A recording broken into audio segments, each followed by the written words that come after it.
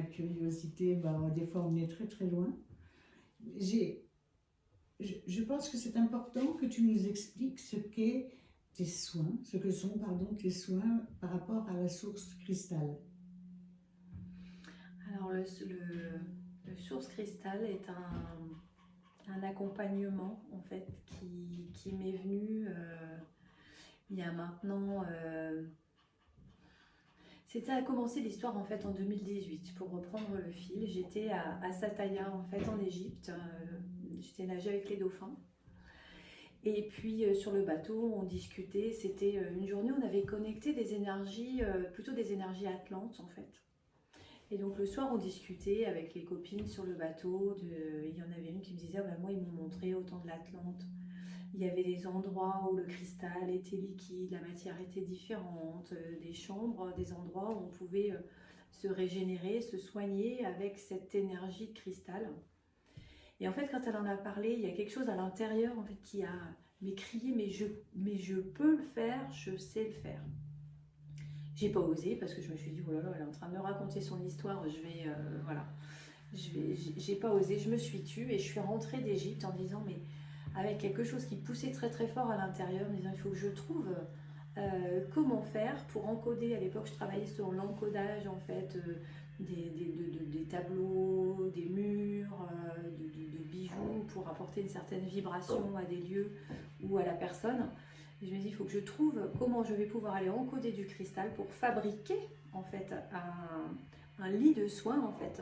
L'idée c'était ça, avec du cristal pour pouvoir remettre d'actualité en fait ce soin-là. Et puis je ne trouvais pas, c'était compliqué. Et là j'ai une de mes amies qui me dit mais non, mais en fait t'as pas besoin, le cristal tu le canalises. Et donc j'ai découvert en fait que je canalisais des boules de cristal, alors qui ne sont pour le coup pas sous forme solide, puisqu'on n'est pas du tout dans la matière. Mais je peux en fait utiliser ces boules de cristal, et c'est une énergie particulière, et les activer en fait pour travailler, pour accompagner des personnes. Et donc ça a fait son chemin. Et en fait, c'est quelque chose de merveilleux parce que contrairement aux soins où on va poser une thématique pour aller travailler sur une peur ou quelque chose qui pose difficulté aux personnes, là on est sur un accompagnement où on va accepter de ne pas poser de mental. C'est-à-dire que on vient en étant dans la volonté de se mettre en connexion avec des parts plus hautes de nous, qui savent parfaitement ce dont on a besoin pour notre évolution, donc notre âme, notre conscience supérieure. Et avec le cristal, en fait, que je vais activer au moment de la séance, on va faire un gros nettoyage cellulaire pour permettre à la structure de monter en vibration et d'aller connecter en fait ces autres plans de nous pour aller recevoir, télécharger les informations dont on a besoin pour notre évolution. Donc c'est quelque chose d'extraordinaire. Moi, j'y ai aucun mental. Je suis simplement le gardien d'emmener la personne et puis de la faire redescendre, parce que quand on est là-haut, on n'a pas envie de redescendre. On est très très bien là-haut dans les étoiles et sur d'autres plans, on vit des choses extraordinaires.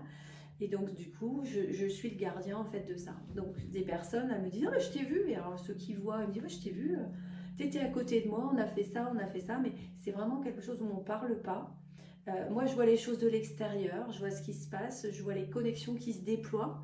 J'emmène les personnes sur différents plans, différents strates, en fonction de... Enfin, j'accompagne. Et puis, la personne reçoit ce qu'elle a besoin de recevoir. On fait redescendre tout ça dans la matière, dans nos cellules, pour revenir informer le corps, parce que ça ne sert à rien de faire des beaux voyages si ça reste, comme je dis toujours, si ça reste dans le cloud. Le but, c'est que ce soit utilisé sur Terre. Et voilà, alors ça peut être un peu frustrant parce que des fois, on ne sait pas ce qu'on a reçu. C'est un peu le chapeau surprise. On ne sait pas ce qu'on a reçu, ni moi ni la personne. Ça s'est vécu. Des fois, on peut avoir l'impression simplement d'avoir fait une sieste, parce qu'en fonction de ce qu'on est, en fonction de nos connexions, en fonction de nos modes d'intégration, on peut voir des choses ou complètement ne rien sentir. Donc c'est vraiment faire confiance à notre conscience supérieure, à notre âme, et s'autoriser à recevoir cette merveilleuse énergie pour aller se reconnecter en fait. Alors, est-ce que dans 80% des cas, les personnes qui viennent voir des thérapeutes ou des gens qui apportent des soins ont une idée bien déterminée, je voudrais savoir ci, je voudrais savoir ça.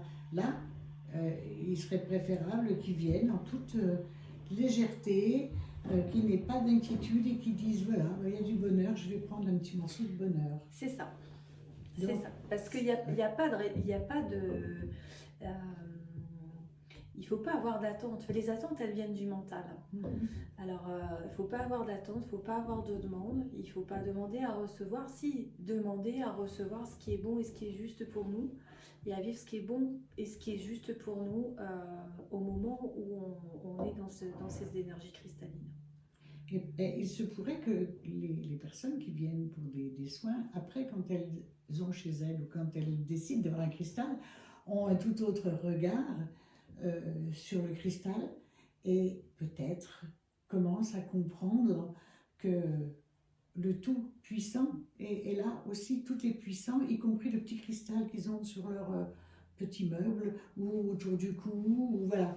Et je trouve ça assez extraordinaire.